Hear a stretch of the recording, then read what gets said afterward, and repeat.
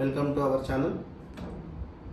ద్వాదశ రాశులలో భాగంగా ఈరోజు చివరి రాశి మీనరాశి వద్దకు రావడం జరిగింది. మరి మీనరాశి అంటేనే ప్రజెంట్గా కూడా అందరూ గజగజ వణికిపోతూ ఉన్నారు. పాపం ఏలినాడు శని, అర్ధాష్టం మన ఏడేళ్ల నార్థం శని అని కానీ, లేదా ఇదే ఇక ఒక్కొక్క తీరుగా తెలంగాణ వారేమో ఏడేళ్ల నార్థం శని అంటారు, కొందరేమో 7.5 అంటారు. శని సంబంధించినటువంటి ఇబ్బందులు అయితే మొదలవుతున్నాయి కనుక తప్పకుండా ఈ యొక్క మీనరాశి వారికి మరి యొక్క గ్రహ కూటమిగా ఈ యొక్క గ్రహాలు ఏ విధంగా ఉన్నవి అనేటువంటి విషయాన్ని చూసుకుంటే వీరికి 12వ స్థానంలో శని 12వ స్థానంలో శని ఉన్నట్టయితే ఎట్లా ఉంటుందంటే, ఏ విధంగానైతే మనకు ఒక పెద్ద ట్యాంకు నుండి ఒక హోల్ పడితే నీళ్ళు ఏ విధంగానైతే ధారావిధిగా వెళ్ళిపోతుంటాయో, లేదా మనం ఒక కుళాయి ఓపెన్ చేస్తే నీళ్ళు ఏ విధంగానైతే వస్తాయో ఆ విధంగా డబ్బు ఖర్చు అయ్యేటువంటి పరిస్థితి ఉంటుంది. అసలు ఎట్లా ఖర్చు అవుతున్నాయో, ఎటు పోతున్నాయో, ఎందుకు పోతున్నాయో కూడా అర్థం కావు. ఇంకా వీరికి బైక్ యాక్సిడెంట్స్ అయ్యేటువంటి ఛాన్సెస్ ఉన్నాయి. ఇంకా వీరికి ఎవరో బ్లాక్ మ్యాజిక్ చేశారా అనేటువంటి ఆలోచనలు కూడా వస్తాయి. ఎక్కడైనా అడిగించినా కూడా ఎవరో మీకు ఏదో చేశారు అనేటువంటి సమాధానాలే వస్తాయి. కనుక బీ కేర్ఫుల్.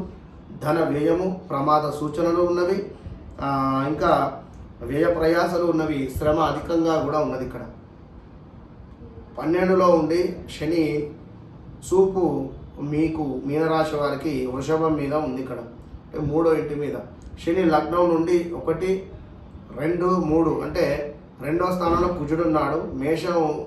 మనకు మేష లగ్నం పడుతున్నది. మేష లగ్నంలో ఈ యొక్క శని భగవానుడు మీ 12వ ఇంటి నుండి చూపు కుజుడి మీద పడడం చేత మీరు మాట్లాడేటువంటి మాటలు మైనస్ అయ్యేటువంటి పరిస్థితి. డబ్బులు ఎవరికైనా అంటే మీకు ఎక్కడైనా వస్తున్నాయి అనేటువంటి సందర్భంలో ఎవరో ఒకరు ఆపుతారు. వారు కొంచెం ఏజ్డ్ పర్సన్స్ కావచ్చును, ముసలి వారు కావచ్చును, లేదా వారి చాదస్తో మీకు నచ్చక మాటలు ఏమైనా జారడం కానీ, ఇలా ఏదో ఒక అవరోధం ఏర్పడేటువంటి పరిస్థితి అయితే ఉంది. కనుక కాస్త జాగ్రత్తగా ఉండండి. ధన హాని ఇక్కడ అంటే డబ్బు ఏ రకంగానో రావాల్సింది రాకపోగా మీ చేతిలో ఉండేటువంటి డబ్బు కూడా ఖర్చు అయ్యేటువంటి పరిస్థితి. మరి వ్యవహారంలో తీరిక ఉండదు, అంటే చేసే పనిలో అసలు తీరిక ఉండదు, డబ్బులు ఉండదు. ఇప్పుడు అదే శాస్త్రం అంటారు కదా, గడియ రికం లేదు, గవ్వ రాబడి లేదు అని చెప్పి అట్లా ఉంటుంది. మనోధైర్యంతో ప్రయత్నాలు అయితే సాగించుకోండి. అపజయాలకు తప్పకుండా కుంగిపోకండి. అపజయాలకి కుంగిపోవాలి. మరి అయ్యగారు ఏమిటి ఇట్లా చెప్తున్నారు, గురువు గారు కుంగిపోవద్దు అంటే మరి మీకు ధైర్యం చెప్పడానికే కదా. కుంగిపోవద్దు. ఏది అయినా కూడా ఇదే విధంగా ఉండదు. రేపు అనేటువంటి రోజు ఉంది, ఎల్లుండి అనేటువంటి రోజు ఉంది. తప్పకుండా గ్రహాలు మారుతవి, మీకు మంచి రోజులు వస్తాయి. విన్నారా? చిన్న విషయం అయినా కూడా సమస్యాత్మకంగా మారేటువంటి పరిస్థితి ఉంది. కనుక మధ్యవర్తిత్వానికి, భార్యాభర్తలలో గొడవలకు కానీ, లేదా ఎవరో లవర్ బ్రేకప్కు సంబంధించినటువంటి విషయాలు కానీ మధ్యవర్తిత్వానికి అయితే పోకండి. కొత్త వ్యక్తులతో చాలా జాగ్రత్తగా ఉండండి. మంచి చేయకపోతే చెడు ఏర్పడేటువంటి పరిస్థితి ఉన్నది. కొన్ని పనులు మాత్రము ఒక వివాహం సంబంధించింది కానీ, లేదా గృహ సంబంధిత విషయాలు కానీ, హాస్పిటలైజ్డ్ విషయాలు కానీ, సమయానికి డబ్బు అందుతుంది, హడావిడిగా పని అయిపోతుంది. ఇంకా అయిన వారి ప్రోత్సాహం అయితే ఉంటుంది. మానసికంగా తప్పకుండా కూడా ధైర్యంగా ఉండండి. విలువైన వస్తువులు కొనుట, అదేవిధంగా గృహము ఒక సందడిగా మారేటువంటి పరిస్థితి. కొంత అనారోగ్య సమస్యలు అయితే ఉన్నవి మీనరాశి వారికి. యొక్క జూన్ నెలలో జాగ్రత్తగా ఉండండి.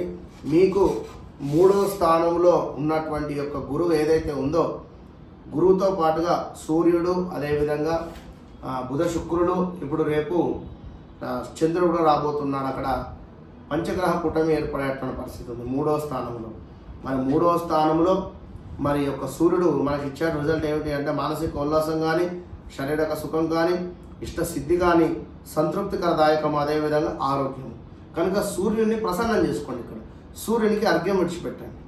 ఇంకా చూసుకున్నట్టయితే ఈ యొక్క 15వ డేట్ తర్వాత, జూన్ నెల 15వ తారీఖు తర్వాత మనకు కొంత ధన నష్టము, అదేవిధంగా ఆరోగ్య క్షీణత, కార్యాలలో ప్రతికూలత, కుటుంబంలో కలహాలు ఏర్పడేటువంటి పరిస్థితి ఉంది 15వ తారీఖు తర్వాత.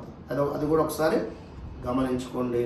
మరి యొక్క కుజుడు మీకు 2వ స్థానంలో ఉండడం చేత దుష్టులతో అకారమైనటువంటి కలహాలు, అదేవిధంగా కొంత ప్రమాదాలు, కార్య వస్తు నష్టాలు, ఇంకా లవ్ బ్రేకప్స్ ఇలాంటివి జరిగేటువంటి ఛాన్సెస్ ఉన్నాయి ఈ యొక్క మీనరాశి వారికి.